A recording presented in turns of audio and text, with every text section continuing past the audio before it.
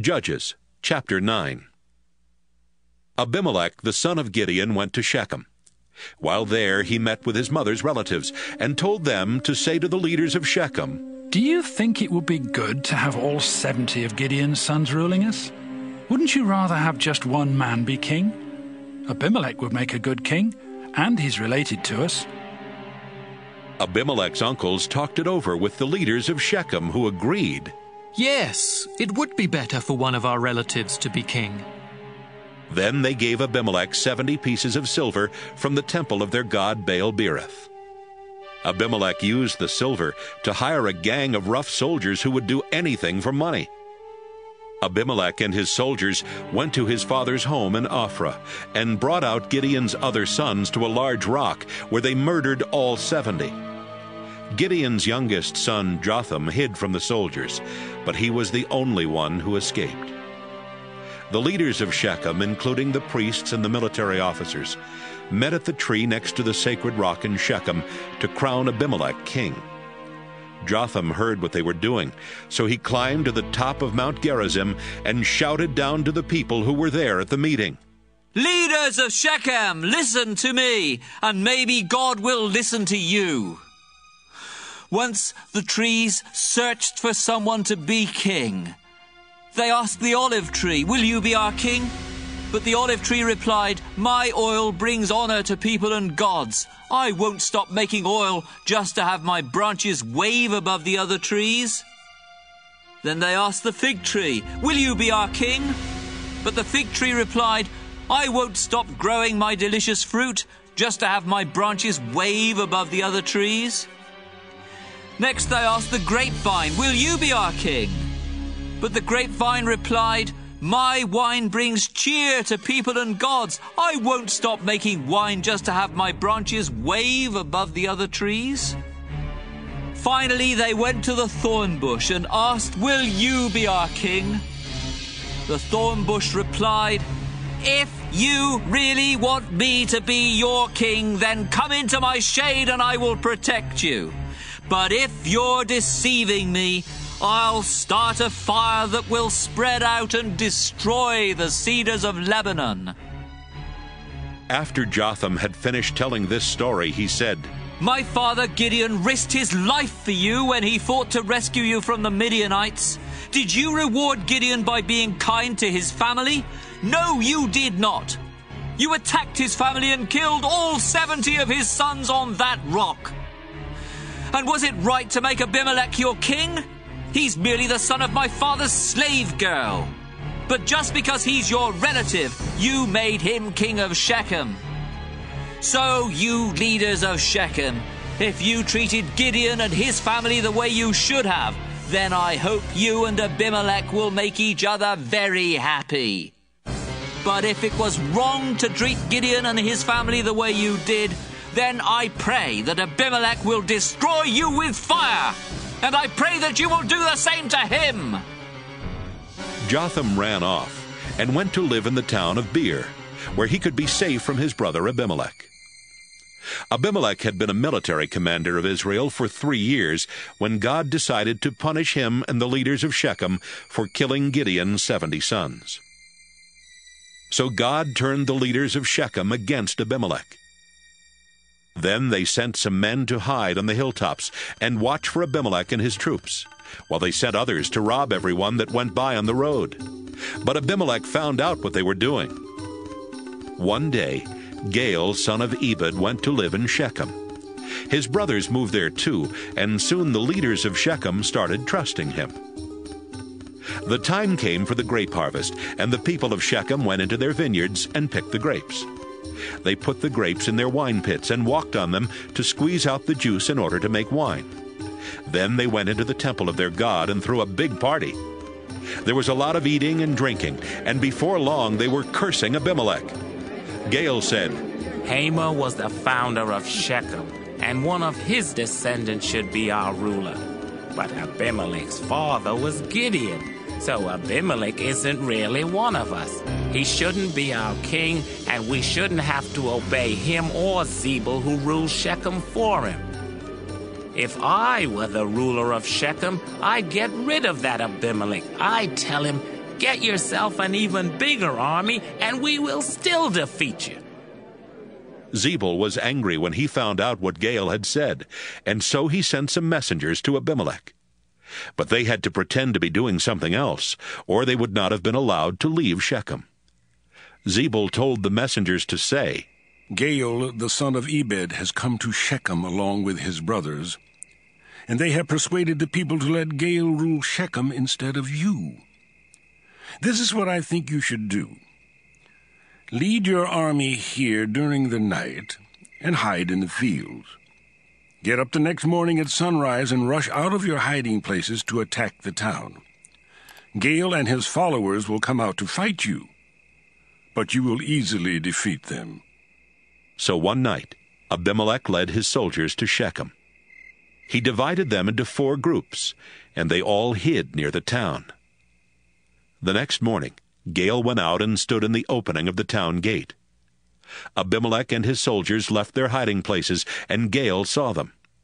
Zebul was standing there with Gaal, and Gaal remarked, Zebul, that looks like a crowd of people coming down from the mountaintops. No, Zebul answered, it's just the shadows of the mountains. It only looks like people moving.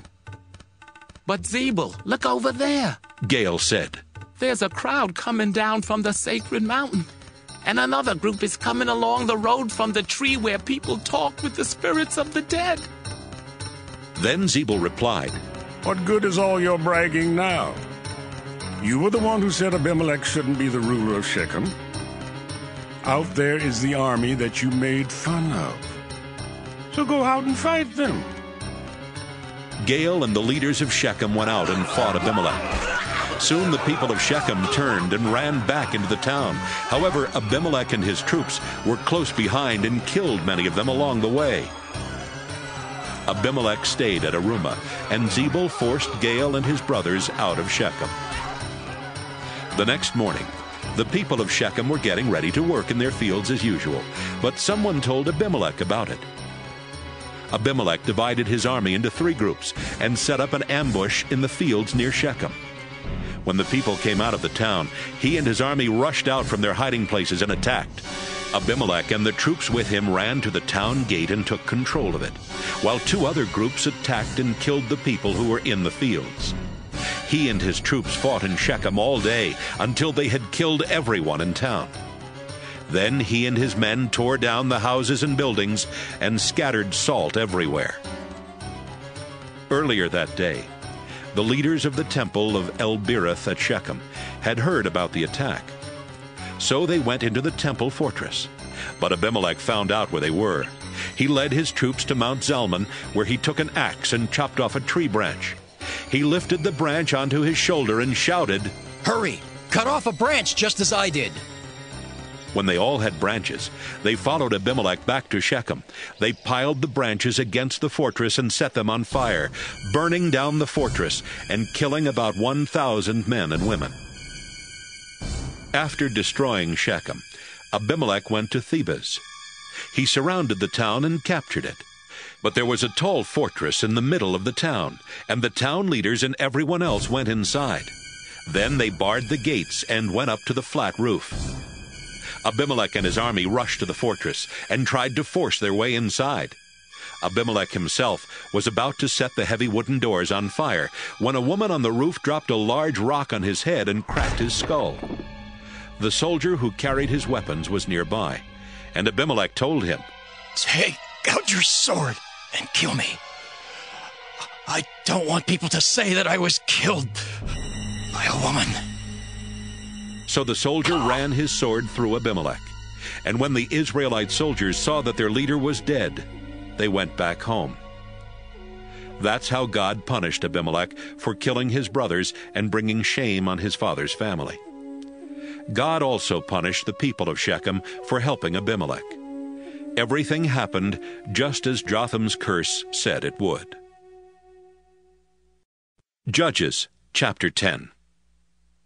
Tola was the next person to rescue Israel. He belonged to the Issachar tribe, but he lived in Shamer, a town in the hill country of Ephraim. His father was Pua, and his grandfather was Dodo. Tola was a leader of Israel for 23 years. Then he died and was buried in Shamer.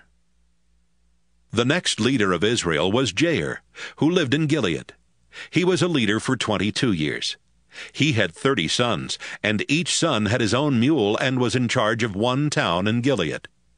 Those 30 towns are still called the settlements of Jair.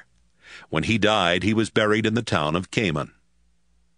Before long, the Israelites began disobeying the Lord by worshipping Baal, Astarte, and gods from Syria, Sidon, Moab, Ammon, and Philistia. The Lord was angry at Israel, and decided to let Philistia and Ammon conquer them. So the same year that Jair died, Israel's army was crushed by these two nations. For 18 years, Ammon was cruel to the Israelites who lived in Gilead, the region east of the Jordan River that had once belonged to the Amorites. Then the Ammonites began crossing the Jordan and attacking the tribes of Judah, Benjamin, and Ephraim. Life was miserable for the Israelites. They begged the Lord for help and confessed, "We were unfaithful to you, our Lord. We stopped worshipping you and started worshipping idols of Baal." The Lord answered, "In the past, when you came crying to me for help, I rescued you.